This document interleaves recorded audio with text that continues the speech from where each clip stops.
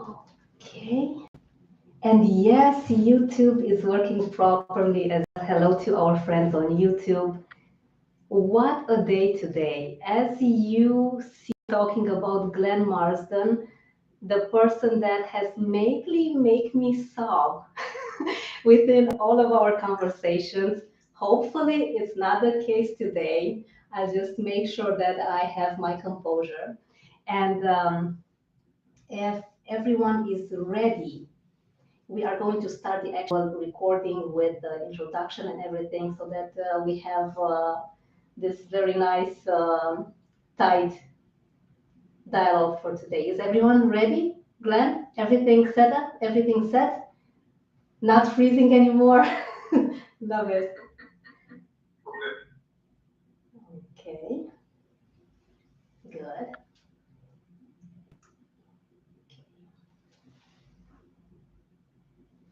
And we are going to start in 3, 2, 1. What if you could turn your pain into your purpose? Welcome everyone to a bonus episode where you are going to meet the amazing people behind the Notes to My Younger Self book that is going to be launched on November 30th. 9 days until you get to experience what the Imperfectly Perfect campaign is also all about. What makes it all so special and inspiring is that these amazing co-authors under Glenn Marsden's guidance are sharing their heartfelt stories, experiences that have completely transformed them. They got the lessons from all the pain, the hardship, and are using it all now to inspire you to live a better life and to heal completely. I've done a part of the process, and let me tell you, it is tough. And I'm in a point where I cannot yet use my story as these amazing ladies. I still have a lot to process, and that's why the amount of admiration and respect that I have for them cannot even be put into words. Glenn Marsden, the founder of the IPC, is changing the face of mental health one talk at a time. It's those tough conversations that make the difference in living a life by chance or living a life by choice. We have with us the amazing co-authors Leighanne Hromcik, Romyann Brooks, and Claire Gibbons. Welcome, everyone. It is a true pleasure to have you with us.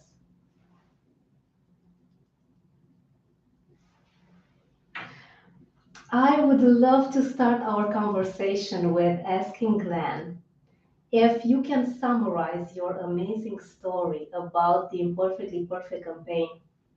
Glenn, how did it start and how did IPC impact your life and the life of everyone around you? Wow, where do I start? That's a big old question, that one. So now we're coming to 4 years, and I suppose my story started, and I know a lot of your audience know this, but from losing a friend. Sadly, took his own life back from the UK. And I suppose that started the hard conversations because I'd never lost anybody personally. It had been a long time since I'd seen him, obviously with me living in Sydney, Australia. But then going back to social media and looking, and just what we see these days, highlight reels. He had a family, he had a little boy, he had a career, he had cars, he had vacations. Again, unassuming, we don't know what's going on behind the scenes.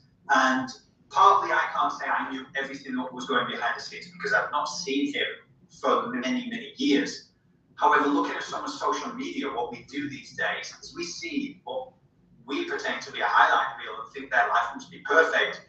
And we fall into this trap of comparing our lives with other people's lives, and we miss little signs. And once we do lose people, I think it's a sense of people going, did I not see something?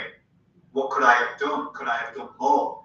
And I suppose for me to learn that and reach out to all friends in the UK to find out he'd taken his life, and then see that he got a little boy the same age as my little boy, and to see a video his partner had posted of them dancing and kissing and laughing, that broke my heart, because for his partner to have to sit down to that little boy and say, Daddy's not coming home, you can't fathom it.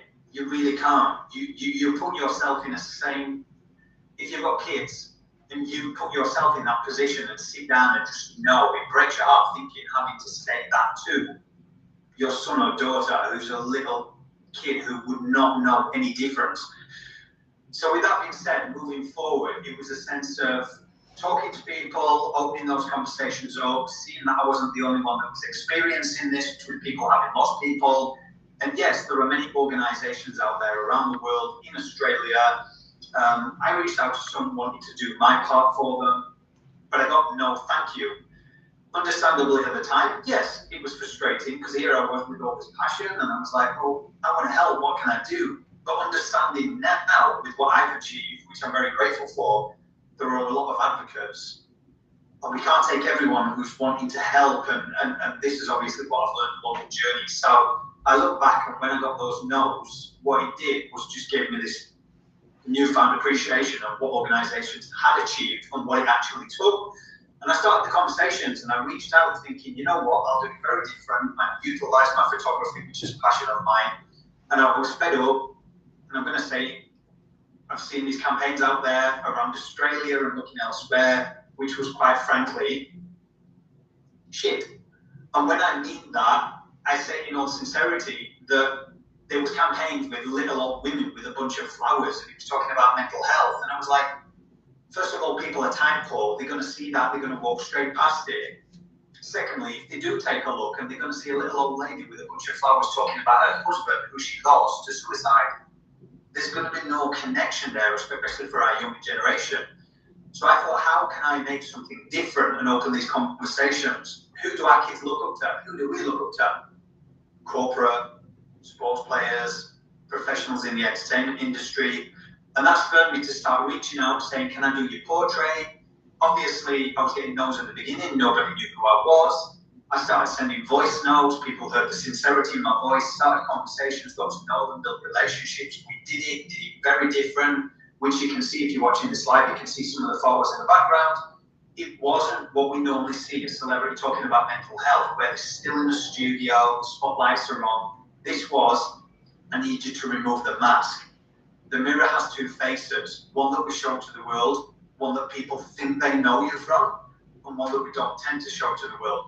And that was it. And it started spiraling out of control and getting bigger, and then America. And then we come to present. It was a case of, there was a serendipitous meeting where this lady, Kezia Luckett, as you know, reached out and said, this is amazing, what can I do to help? We became close within the vicinity of what we were both doing. She had a mission placed on her heart. She told me what she was doing. She knew what I was doing. And then we brought it together, and she told me about her book and what had been placed on her heart. And when it comes to, you mentioned at the beginning, these ladies that have stepped forward under the guidance, like, nobody's under the guidance, to be honest with you. These ladies have done a lot of work internally on themselves, and all we have been is just that catalyst or a stepping stone on the platform for them to share the story. Because as I often say, that story that you are sat on, somebody out there is waiting to hear. Wow, what a story. And to be honest, I'm literally thrilled that many people are already interested for the 2023 volume, but you're going to tell them, you're going to tell us about this at the end of our talk today. I would love to ask the ladies, maybe starting with Claire. Claire, how was it for you to start pouring your soul, to get to the bottom of everything that happened to you in the past, in your childhood? How did you cope with everything? How was the process for you? Because as I said, for me, it was extremely challenging, and you need to have a lot of determination to take it seriously and finish it, because I have been procrastinating it because of all of the painful and the strong emotions. How was it for you, Claire? No, so it's a lot like Glenn said, we've done a lot of work on ourselves internally. So when the process started, yes, a lot of emotions did come up, and things that you thought that you had dealt with as well in the past, and then they came more to the surface, and you actually it was a great process in the fact that you actually got to really work through those a lot more. So for me, it was, yes, it was challenging, but it was also really empowering to actually be able to work through those emotions that you thought that had already sort of gone by the wayside, you know. But it's been a very big eye opener at the same time, but in a really good way. Like I've worked so much internally on myself, and I feel I've come out the other side of it an even stronger person than I started, really. Wow, amazing, Claire. Thank you for sharing that. And how about you, Romy? How was it for you? Romy, you need to unmute yourself. So I'm unmuting myself now. The process that we were going through, it was very cathartic, as Claire said. There was a lot of emotion that came up, and Pat's was going on with that. But I found it at the time. I was also going through. My father had just broken his hip, and I was caring for him. So I was caring for my dad, and it was in a space where I lived with him for about 40 years.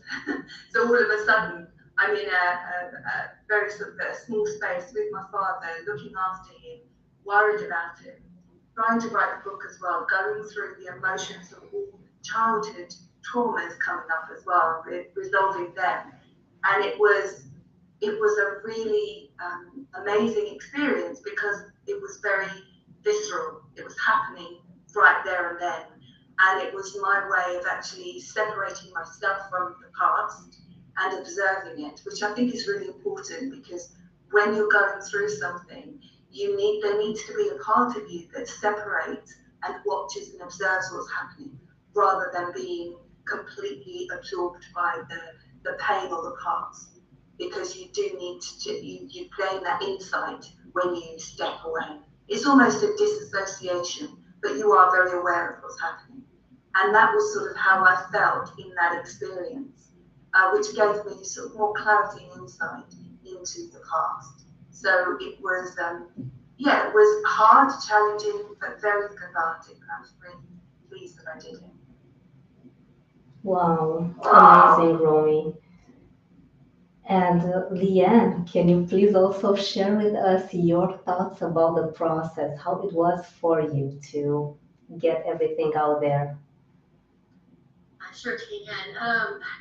Kind of piggybacking off of what Glenn said about the mask, we all have them, and it's just the fact that just all of this has come full circle. I mean, that was my biggest thing, without giving away all the details.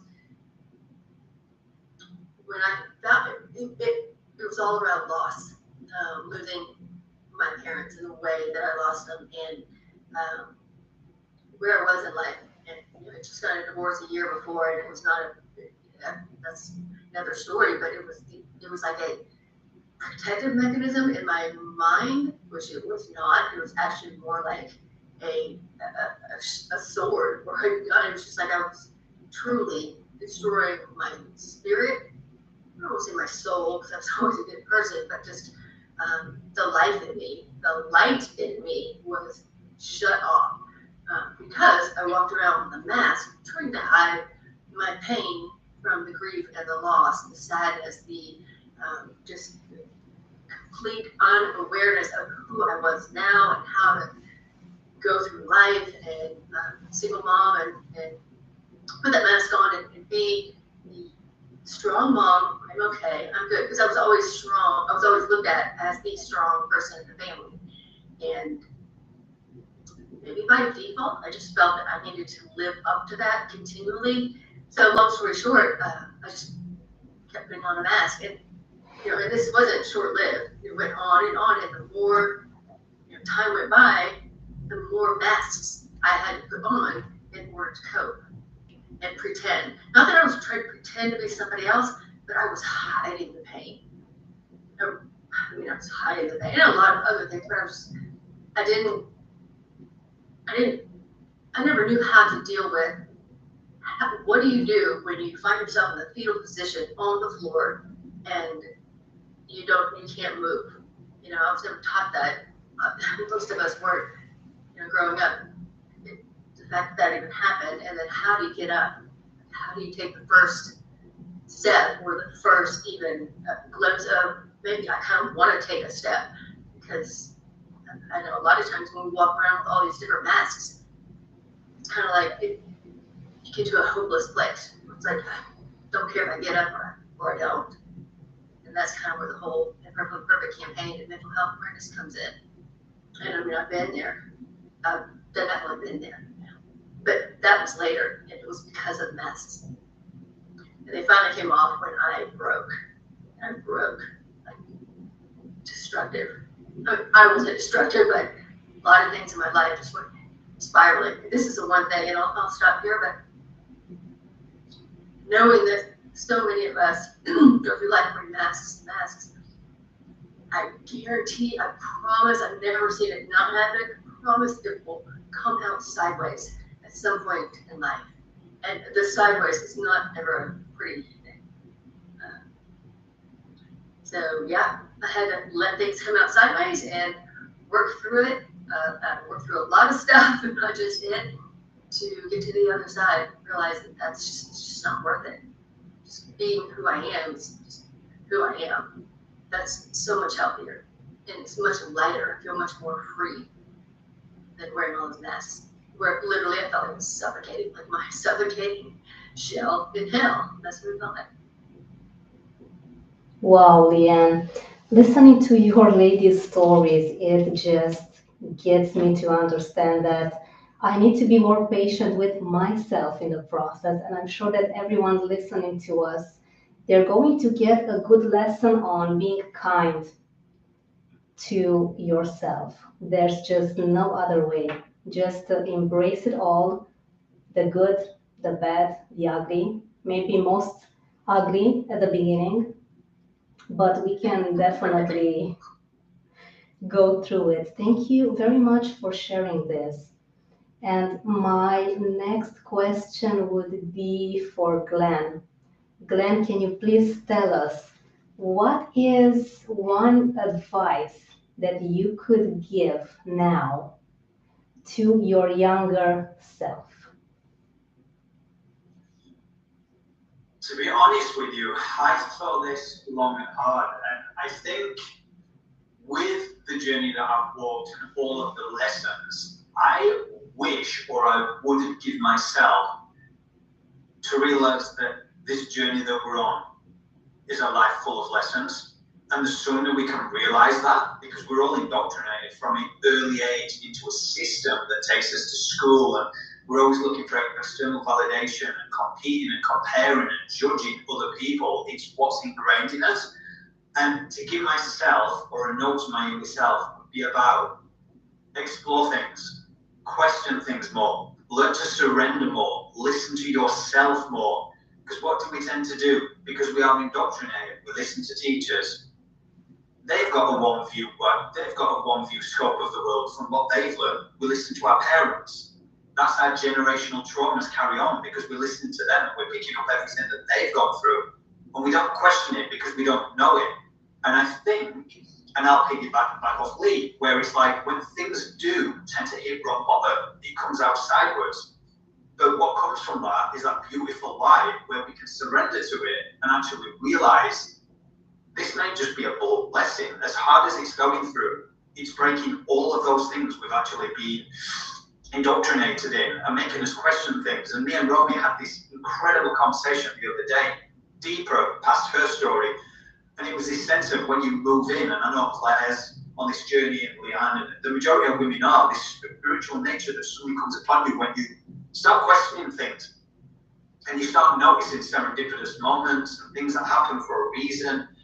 And then it's almost like sometimes it's happened to me, you can have a flashback of all of these pivotal moments that you've gone through. And it leads up to where you are now, because if that hadn't have happened, would this may have happened? If that hadn't happened, maybe this. That wasn't a nice process, but it's made me find my voice. It's made me move forward to become the person I was maybe always meant to be.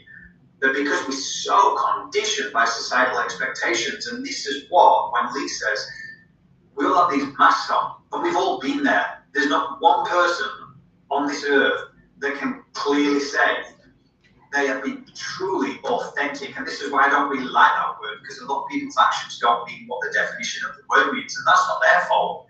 It's because we've been conditioned. Yes, we can say we're authentic, but like I say, the mirror has two faces. The one that we show the world, the one after. When we listen to these entrepreneurs, and they're placing all the highlights, and they're saying this and saying this, and again, they don't know any different. Everyone's just trying to go in this cycle of life. They're competing and comparing. It's just like, wow, if we surrendered and we stopped trying to control it and we got out of the ego, not the narcissistic side of the ego, where, look at me, it's the ego that keeps us in these habitual cycles, that keeps us going round and round and going, why is this always happening to us? Well, you're not learning the lesson that you need to. That is what I have learned, and that's why I tell myself, learn to stop the control, learn to question everything and explore things, go deeper on myself, surround myself with people that maybe, you know, when you're at school and there was the oddball that a lot of people wouldn't hang around with because they weren't the cool kid. Well, maybe those people are your people, because our imperfections are what make us perfect. But because of society, we judge people on those imperfections. So it's the same as all these celebrities on the campaign. We all paint a narrative for what we see on a TV or hear on a radio or a song. We paint a picture of what we think they are, until, as you've heard when I interviewed some of them, couldn't be more different. We sometimes forget that celebrities are people too. We sometimes forget that our parents, our children, our relatives have their own stories. As you told me, Glenn, a few months ago when we had that amazing mentorship, it's like then and there I began to find out who I really was. As Leighanne said, many masks. We are just trying so hard to be someone that would be liked and approved of in society. And it's only normal. As Glenn says, it's not anyone's fault. It's not like anyone wants to be looking fake or to be painting something unreal. It's just the only coping mechanism that we know to put in front of ourselves just to be accepted and approved of. And it was painful. As I said at the beginning of our conversation, Glenn has made me cry many times, but tears of release and tears of awareness. And I love it, Glenn, that you mentioned the lessons. And I would also add how important it is for us as a society to just normalize mistake making. Mistakes are amazing and such a great part of the process. It's like you cannot move ahead without making any. So a great advice that I may add here would be for us to continually fail with a smile on our faces, because we get amazing lessons, as Glenn said. Romy, what do you think that a good advice would be for your younger self? What would you tell your 10-year younger self? I would say that to be a little more courageous in stepping into that uncomfortable space. That's where the conversations happen. Sometimes we step away from the awkwardness and the uncomfortableness, especially within relationships. And actually, everything is relationships, because we are in relation to everything around us, each person, and our society.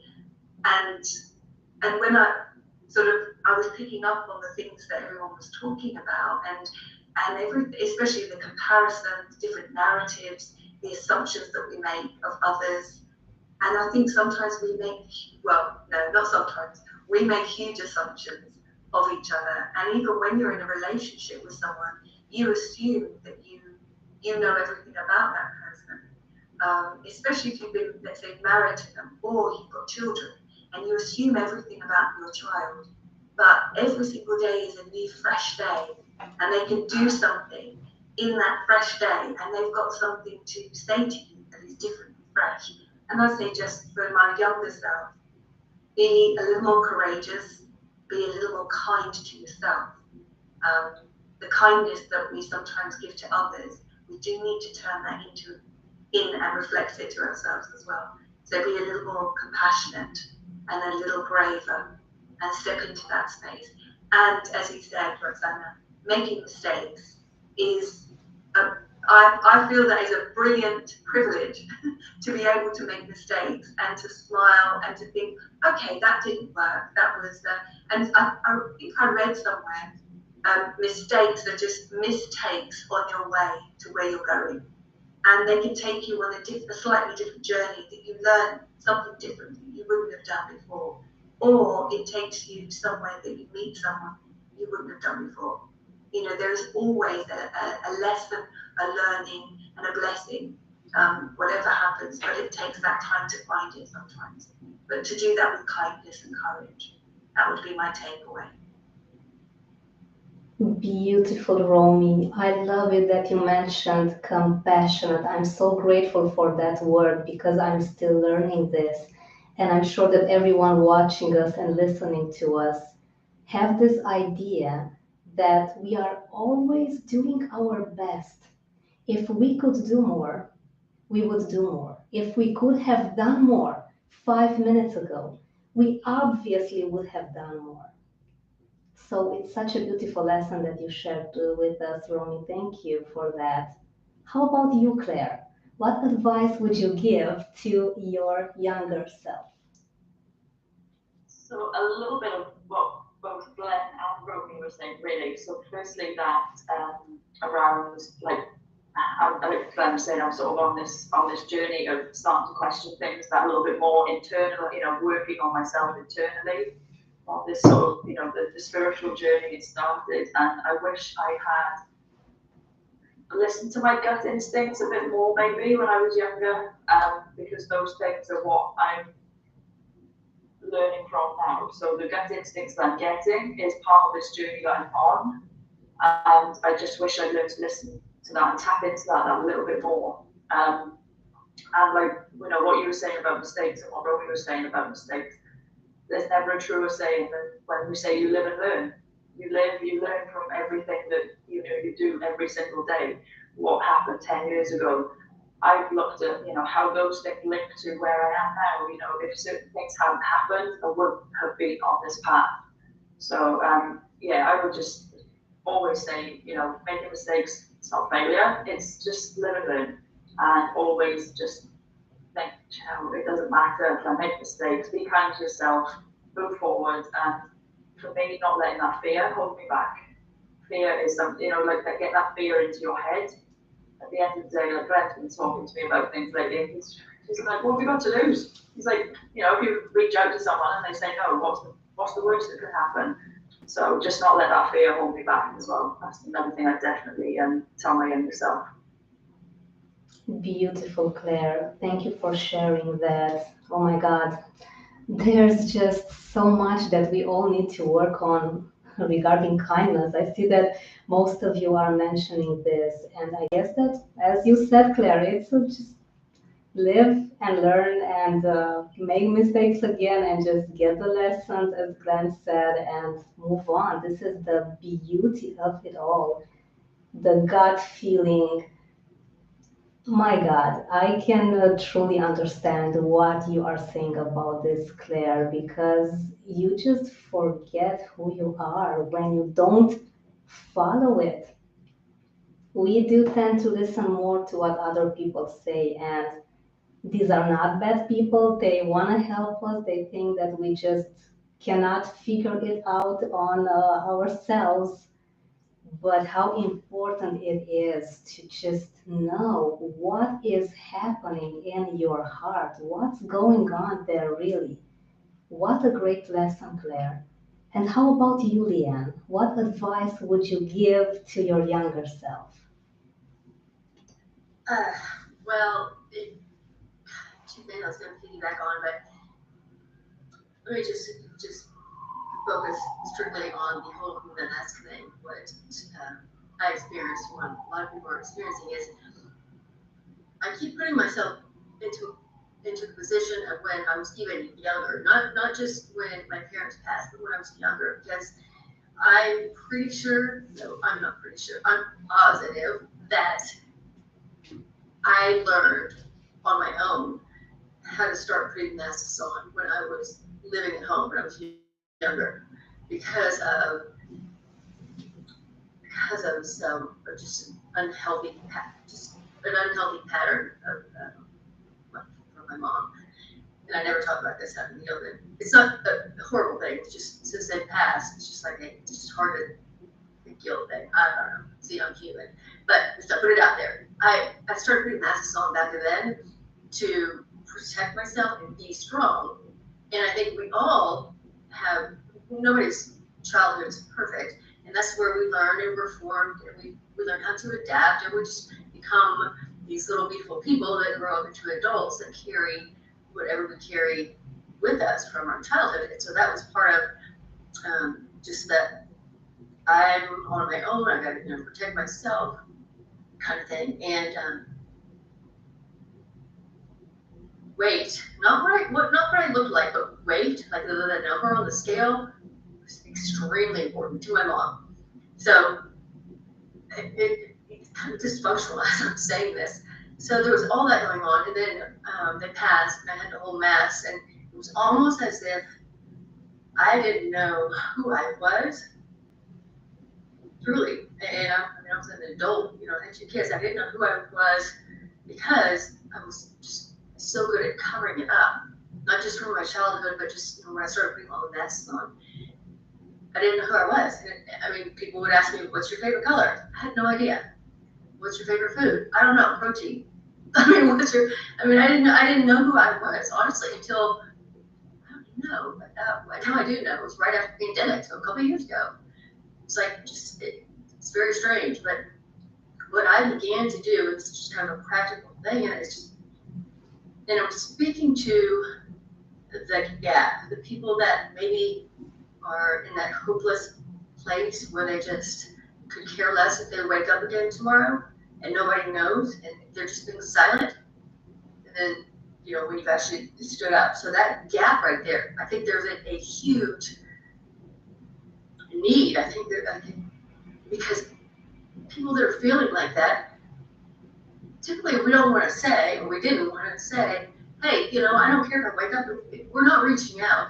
And it's silent, like Lynn was talking about. It's correct. It's just big silent. And if anybody that's silent can still hear, what I started doing the masks were stripped from me. That's another story. But what I began to do to start feeling comfortable being who I am was literally itty bitty things each day. This morning, every day I would put myself in an uncomfortable situation where I would do something that was uncomfortable on purpose so that I would grow in that place and expand. But it's like something minor. Like maybe I would, I don't know, it's something so minor that it wasn't going to send me over the edge. But, I was in a social situation. Maybe I looked somebody in the eye, looked a stranger in the eye, something like that, and realized it's okay. Like the world didn't fall apart. I'm good. I'm okay. Like I'm safe. So that's a little baby step. So the next day, I take another little step, and maybe it was I looked two people in the eye, and I'm using that as an example. It's like I began to build on the baby steps, like the little building blocks, because evidently it was important for me to feel safe to be who I am in front of whomever, didn't matter. And that's just, it was not a perfect journey, trust me, but those are like the baby steps that I made. And that's why I say, snoring so loud, that's why I say to people that are just in that place where they're hopeless, and they feel helpless, it's just like, tiny little glimmer of light, a little glimmer of hope. And if you don't feel like you can do it for yourself, surely there's probably somebody in your life, hopefully, that you feel like you could take that little bitty step for. Like for me, it wasn't for myself. It was for my kids initially. Absolutely. It was definitely not for myself. I didn't, yeah, it's for my kids. Wow. Indeed, Leighanne, as we talked a few weeks ago, you did say that your children were your angels, your saviors.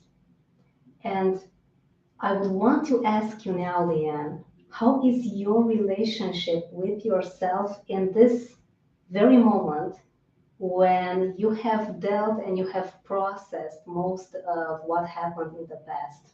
How do you communicate with yourself now?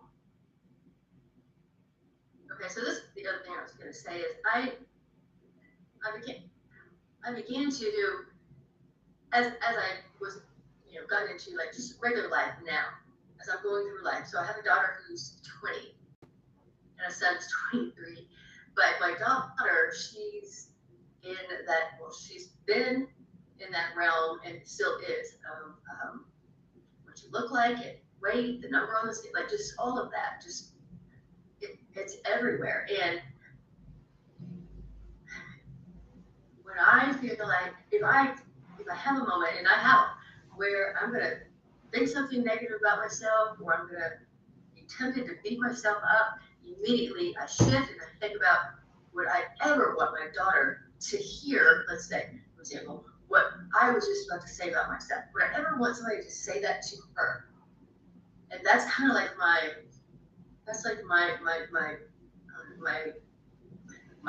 boundary, my marker, my bumper, I guess you could say, when it comes to just like get it straight. Like, absolutely, and I would never say, why would I even think that about myself? Because I do believe we are the hardest on ourselves than anybody else in this world. I know that I have been. And it's like, well, I still don't understand why. I still haven't figured that out.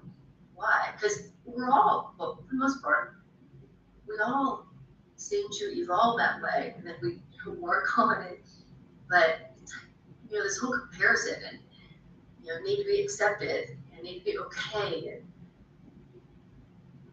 And I know it comes from us here, growing up or childhood, but it is a strong force that I just feel like needs to be broken or just like tamed. Give people the tools or the stories, like we're trying to do, the stories that we've been there, we've done it.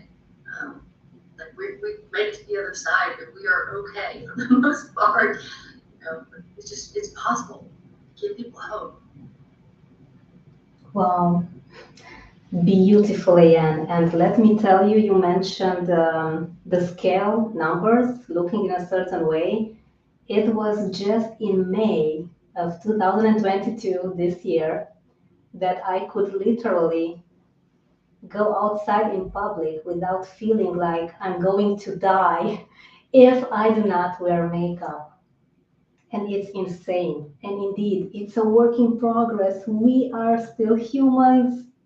The last time we checked, we are still humans. You can still see me fidgeting my hair. And the best part of it is that even now when I do all sorts of events and I see that maybe just a stray of hair is not looking great, maybe my makeup should have been a bit different, a different color, I can laugh it off because I know, thanks to Glenn, that I'm so much more than a face, than a body, than my hair, than my makeup, than anything. It's the heart that we need to be putting out there. So my next question for you guys would be, do you believe that being perfect and imperfect is a good way of looking at yourself now? What do you think, Len? As I always say, and obviously the title for the campaign, Perfect, to me, it's about embracing those imperfections because they are what make us perfect, what God made us. We've all got our quirks, we've all got our ways, we've all got flaws that we believe are our flaws, and hey, if I went through the journey of body dysmorphia, even though you and Leighanne both mentioned the scales, I went down that route as a male as well. And if I went down that journey to be here today to talk about this, I was one of the worst at critiquing myself and thinking I had perceived flaws, to the point where I went to doctors and I was saying in front of my friends, can you not see this? Can you not see this? Can you not see this? To the point it would have, quite frankly, pissed them off. They couldn't see anything. So it shows us what we tell ourselves in our head. We are perfect in all our flaws that we think we have when nobody else sees them. And I just want to say, as I sit and I listen to each of the ladies, this is what I love about the Imperfectly Perfect campaign, and I love about people sharing stories. It goes past superficial conversations. You get to know a person's heart, and you get to know what drives them. And my hope for each of these ladies as they go forward is that they continue sharing these stories and make their own book series. Because as much as they've come onto the IPC and the Pay It Forward was a mission that was placed on Kazia's heart. IPC has been placed on my heart. Leighanne has a story that's been placed on her heart, and it's like her journey, Claire and Romy and every single lady. So to move forward, to truly empower and impact 1 billion lives, it's for them to move forward, maybe make a book series themselves, maybe just continue this conversation in whatever means it is. Because, as I say, you sit here listening, and the more and more you get to know these ladies and you get to know everyone that you talk to, you just realize that nobody truly has any flaws. Nobody's perfect, no one's imperfect. You don't look at what someone looks like, you don't look at aesthetics. You're listening to their heart because they're communicating what truly matters to them. So you see them for the first time. Superficial conversations, as you know, like we've all been a part of them. What do you get from them? Right, really?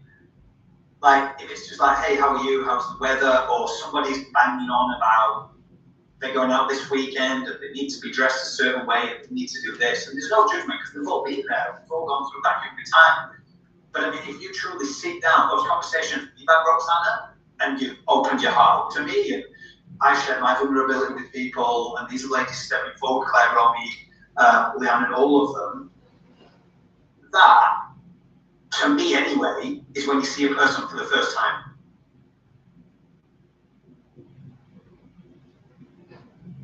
Wow, just listening to you again, what a great reminder. I needed this at the beginning of the week, Glenn, so thank you for saying this.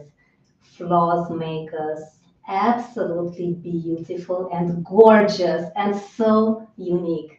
What a better way than to be admiring yourself, than looking in the mirror and saying, I'm just amazing, I'm perfect as I am. So thank you for the amazing reminder, Glenn. Romy, what does imperfectly perfect mean to you now?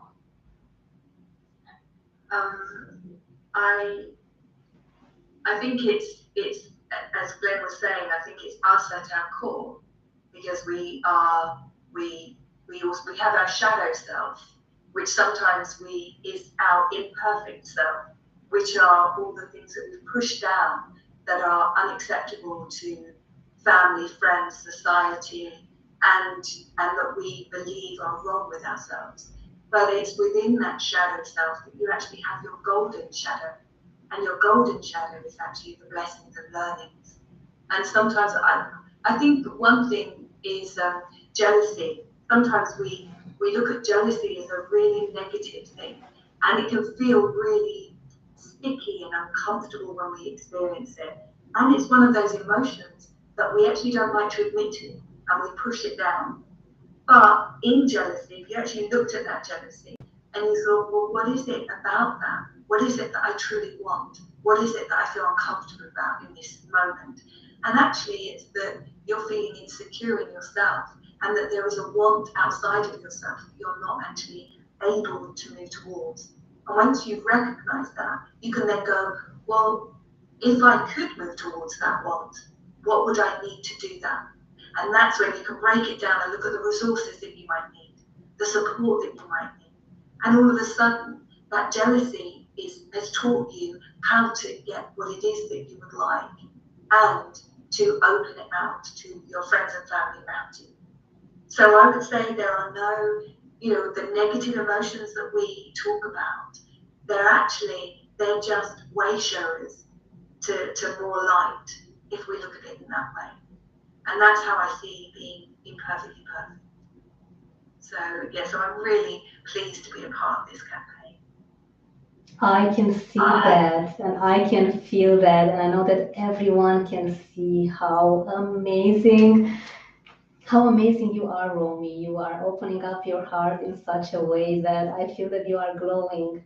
You have gotten some amazing lessons out of this amazing experience, and I could not be more grateful than to be a part of it and to listen to your ladies' amazing stories. And I have not asked you ladies too much about your stories because that is what the people watching us and listening to us, they need to get this amazing book, which I have already pre-ordered.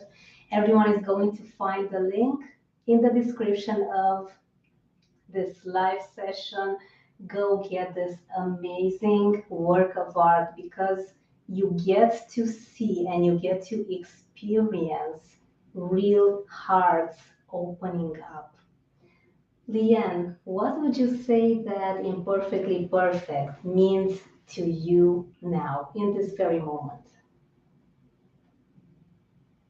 It means I can breathe. It means I can laugh at myself.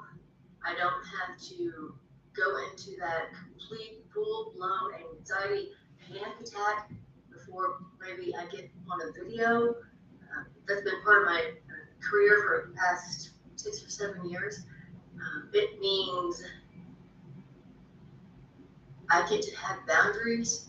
I get to say no. I get to say yes. It means I love to sing. I have a passion for music and singing. It means I get to sing as much as I want, as loud as I want, which I do entirely too often, distraction. It means I get to be that person that people look at and go, you're so odd. And I'm okay with that. Like, I'm okay with that.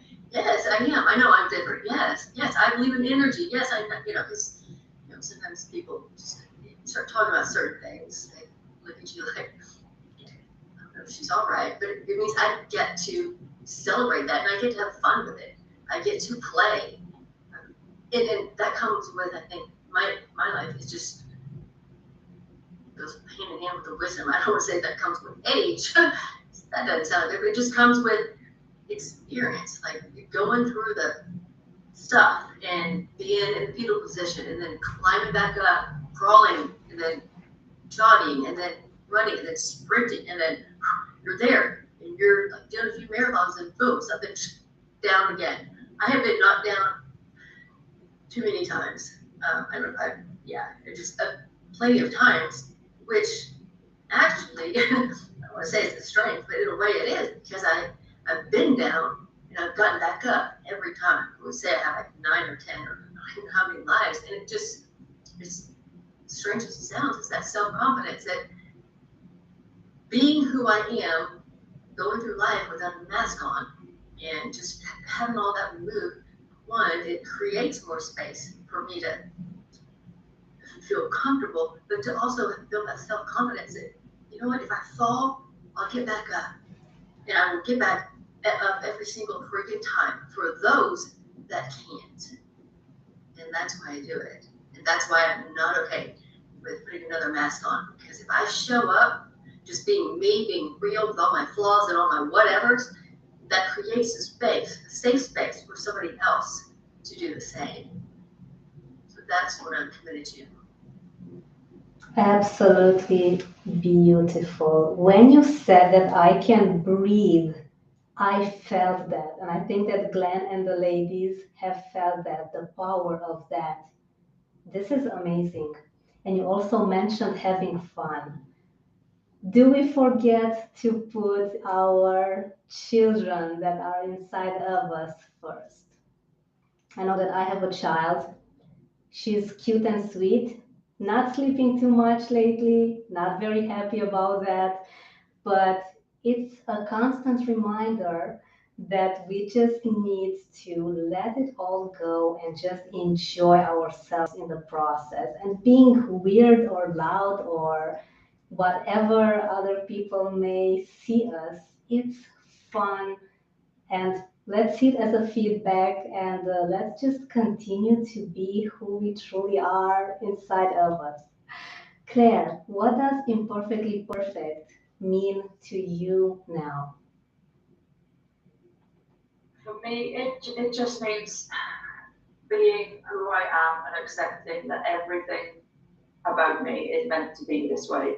I'm stubborn beyond control. I am stubborn, but it gives me that determination to keep moving forward. So things, just looking at things a different way as well, so that not seeing my stubbornness as a negative thing, actually going, do you know what? Yeah, all right, I might be stubborn, but this means that I can take things forward to the world.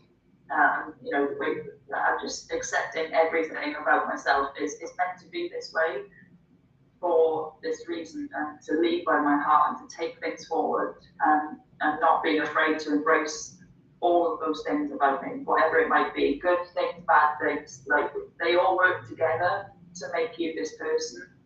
And that is truly beautiful when you can actually just accept that all of that together it is meant to be this way for that reason, so that you can just live your life as yourself. And piggybacking on what Glenn said about society conditions us and all this sort of thing, trying to push that aside and be like, no, that is not me. That might be how society wants me to be, but that is not me. So accepting that all of these things, like imperfectly perfect, the flaws, the negativities that people project on us, all these things, embrace that and just be who you are. And you just feel like a weight has been lifted when you finally start to accept those things. It gets easier. We don't maybe necessarily want things to get easier. We just want us to be better, to be feeling our best selves. And as you mentioned, stubborn, I know that as I listened to your story when you were talking to Glenn, you have conquered some very serious condition with your health in order to move forward with your amazing career that I know you are so passionate about. Being stubborn has been an amazing advantage for you, to say the least. So well done, Claire. And thank you for sharing that. And as we have been listening to your amazing stories, I'm sure that everyone will want to know how to get in touch with you. So, Glenn, can you please tell us? I want each and every one of you to tell us for a minute. How can people get in touch with you? How they can collaborate with you? And how can they get this amazing book? Glenn, can you please start by giving us all the details? Yeah, sure. So you can find everything at imperfectlyperfectcampaign.org. You'll see all the links where you can get the pre-release, which is currently out, and also in 9 days' time when we officially launch the hardback cover. So people can go there. They can find us on Amazon. It is the Pay Forward Notes to My Younger Self in collaboration with the Imperfectly Perfect Campaign Volume 4. If you want to find me, you can go to Glenn Marsden. As you've seen, there is an upcoming inquiry for 2023, and this is one of the big things. If you're interested in sharing the story that you're sat on, then reach out and you can find out more information. And as well, make sure you tune in with these ladies, because although 2023 is going to see some more people stepping forward, these ladies are a part of the IPC family. We're going to be doing some projects, and I hope to see them releasing some more books, because I've spoken and got to know them more. And I'm just going to use Romy as an example, because she told me more about her story the other day. She needs to write a bloody autobiography, and by listening to Leighanne, so does she and Claire. But the further that people can gain this no fear about doing something, then it's what the Imperfectly Perfect campaign's about. So if these ladies have, felt led to share their story on this book, and it moves them forward to start a book series themselves and get more people sharing their stories, that's how we're going to do it, because this world is made up of stories, and somebody out there is waiting to hear, to either save a life or make them feel that they are enough. Amazing, Glenn. Thank you for saying that. One thing about stories is, let's discern whether we want to believe stories that are truly empowering and supporting us, or are we going into believing stories that are dragging us down? Stories about what other people think that we should be talking about, how we should be looking, how we should be building our lives. So yes, stories are so powerful.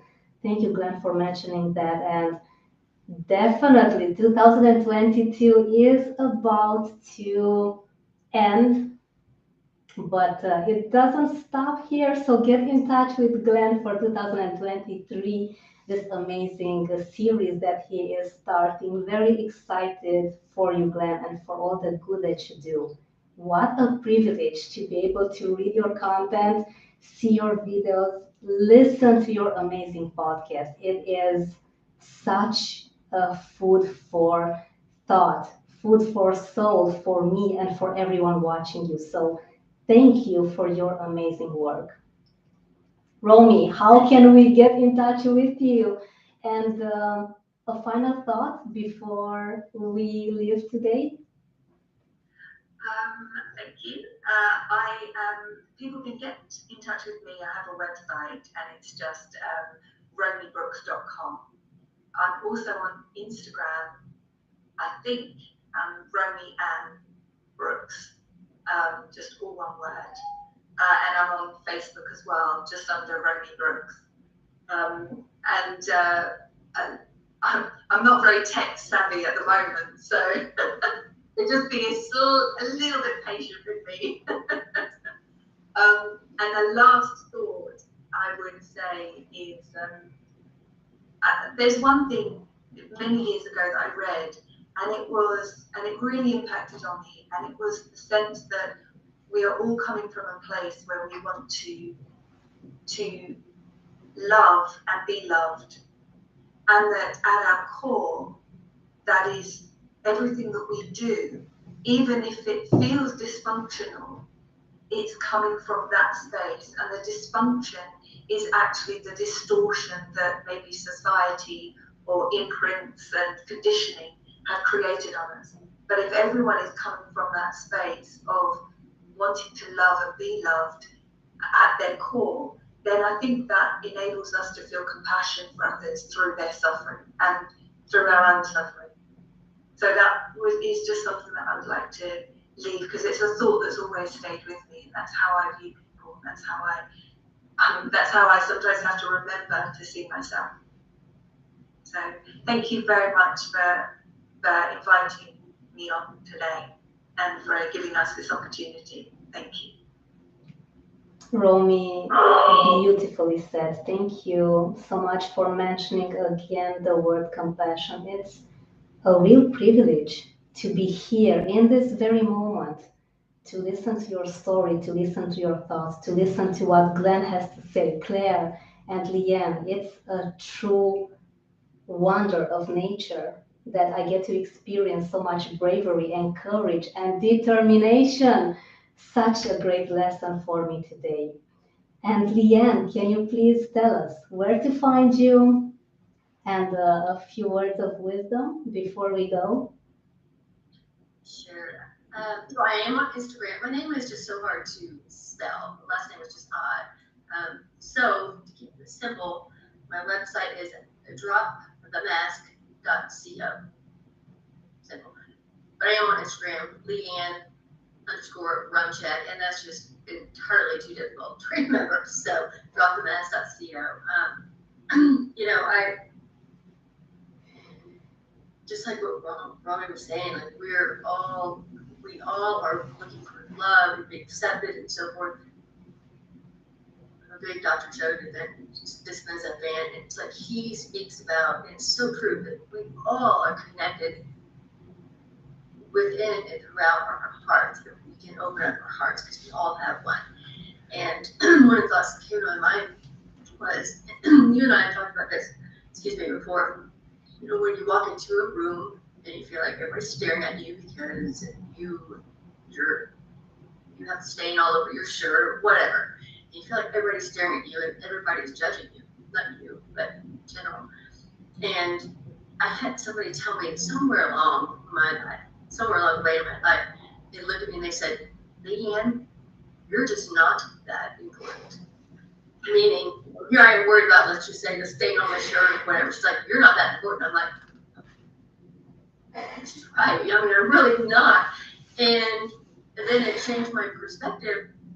Pretty much everybody else in the room is probably thinking the same thing. Like, okay, yeah, my shoes don't match. Like, so everybody's in their own head, which brings me to my next point is, and I know it's hard to do this, but trying to be, my biggest thing is try to be present in the moment, wherever you are, whether it's good or it's bad, you're stuck in traffic, you're whatever it looks like, you're about to be thrown off to jail, I don't even know, it doesn't matter. Being in the moment, being present, because we're always, and I'm guilty of it, we're always thinking about, where we're going to be, or the next thing, or me multitasking, this and our brains are, my brain is always going. It's hard to do that. It's like, be in the moment. Where that comes from is, originated from when my parents died. And there's something about death that is so final. And I know it's been said a million times, but when you experience it with somebody that you love deeply, and you won't hear their voice again unless you recorded it until you meet again, whatever your beliefs are, but you can no longer be in the moment. Like, those moments have passed. You don't get another moment.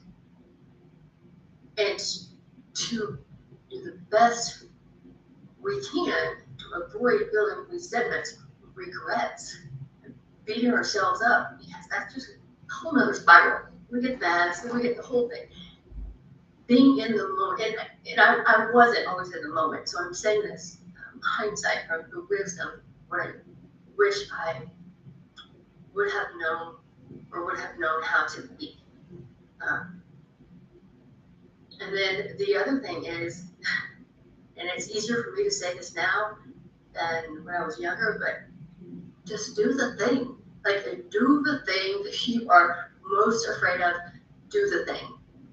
Because I have feared the thing, whatever that was, for so long. Once I finally did the thing, it's like, oh, the thing was successful, and I built self-confidence. I was like, the light came on, and I was able to go into a room and I typically not care about the stain on my shirt or whatever, because I just did the thing. And there's always going to be a thing, and then a next thing. You just keep on going, and then you just build all this wisdom, and you can pay it forward and pass it down and save lives, hopefully. Beautiful, Leighanne. Thank you for sharing, and thank you for being with us today. This is very powerful, and as I listen to you, I get so emotional when you say that you're also doing it for others. There's just so compassion that you build inside of you for other people, for helping. And this is a remarkable example. So thank you for all that you do. Claire, where can we get in touch with you, and some final words of wisdom?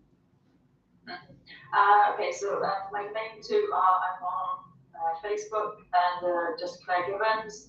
Instagram, I'm Claire_Gibbons_. I am on LinkedIn, but I'm not very good at it, but I'll get better.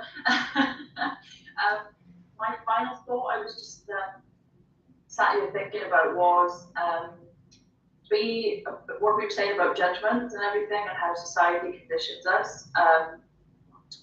My final sort of thoughts on that were like that you don't know people's stories.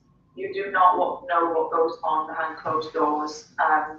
You don't know how they're feeling from one moment to the next. So try to be like that, less judgmental, and actually start listening to people, not just listening with these either, with ears, just listen to like the tone of their voice. Are you okay? Yeah, I'm fine. That, they're not fine. So just try and just try and be sort of a little bit more compassionate, like Leighanne was saying and Romy's saying, like we've all got these things going on. And like I say, you don't know people's stories, so be less judgmental and start to actually lead by the heart, care about those people, care about what's going on with them, try and help them through a difficult time if they are going through that.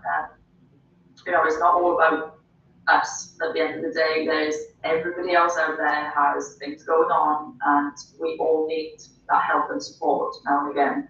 So I would just definitely say be less judgmental and listen to what's going on with people and not judge them on what you think is happening in their life. Beautiful, Claire. Thank you for that. What an amazing reminder. And I want to express my gratitude for being in your presence today once again. What an honor, ladies and gentlemen. It has been such a privilege listening to your stories, finding more about this amazing book that is going to launch in 9 days. 9 days, you guys. You are going to find all of the details in the description of our live sessions. Thank you from the bottom of my heart for your time, for your energy, and for your amazing wisdom. And I look forward to seeing what you guys are going to be building next. Thank you. Thank you very much. Recording stopped. And saying goodbye to our friends on Instagram. Thank you for joining us. Make sure that you get in touch with everyone that was with me here today. What excitement to be getting a pen and a piece of paper, watching the replay, and just getting to extract all the amazing wisdom and lessons, guys, that you get to experience from these amazing people. Get the book, and I'll see you soon with another great live topic. Thank you for joining us. And goodbye to our friends on YouTube. I did not forget about you guys. You are going to find an amazing description with all of the details from these amazing ladies, from Glenn as well. And I'll see you shortly in a few minutes with some live thoughts after we close this session. Thank you for joining and have a great week ahead. Okay.